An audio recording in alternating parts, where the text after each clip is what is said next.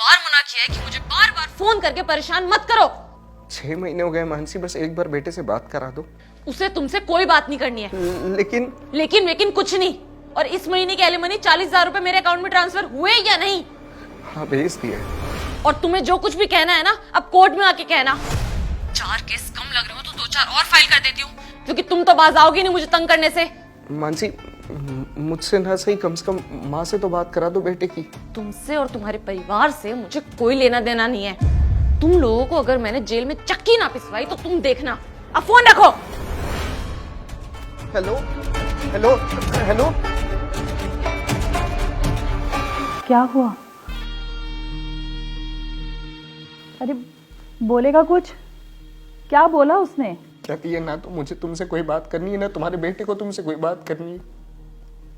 उसे बस मेंटेनेंस के 40,000 रुपए चाहिए हर महीने।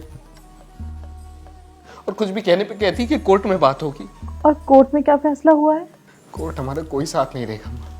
सारे सबूत, सारी सच्चाई पेश करने के बाद भी अपराधी बना फिर रहा हूं। ऐसी हालत में अगर मैं मरूं या जीऊं, इससे कोर्ट को या लोगों को कोई फर्क नहीं पड़ता। माँ,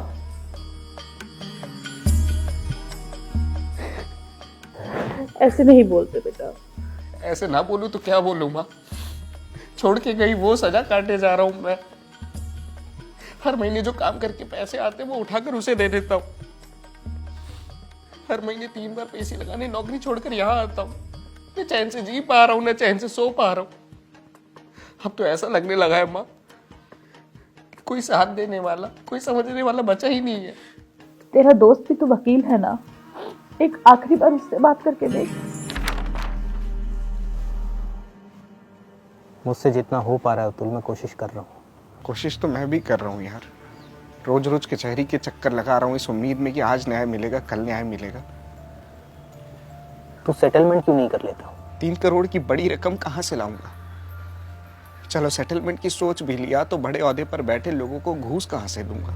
ये कानून है अतुल, और कानून का सिस्टम ऐसे ही चलता है। 2 साल से अपने बेटे का चेहरा देखने के लिए तरस गया हूं, और तू कह रहा है हमें कानून के हिसाब से चलना होगा।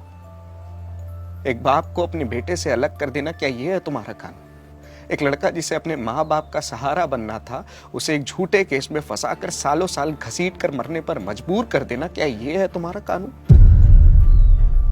पत्नी के गलत होने के बावजूद भी पति को लाचार और अपराधी बनाकर जिंदगी भर की सजा देना, क्या ये है तुम्हारा कानून? भरोसा रख अतुल, कुछ ना कुछ निष्कर्ष निकल जाएगा।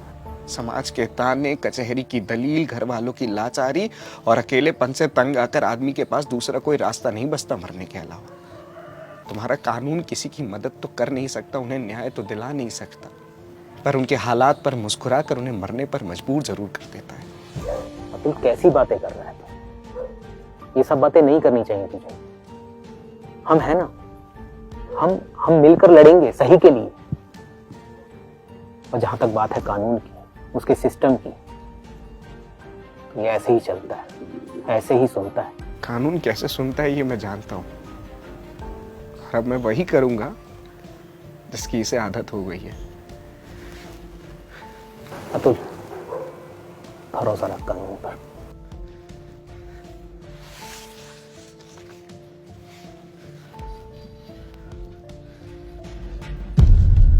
कानून ने आंख पर बंधी पट्टी तो हटा दी, मगर न्याय का तराजू कहीं दूर फेंक दिया।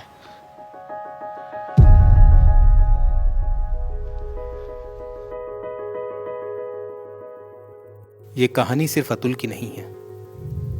ऐसे हजारों अतुल और भी थे, जिनके पास खुद को खत्म कर देने के सिवा दूसरा कोई रास्ता नहीं बचा था।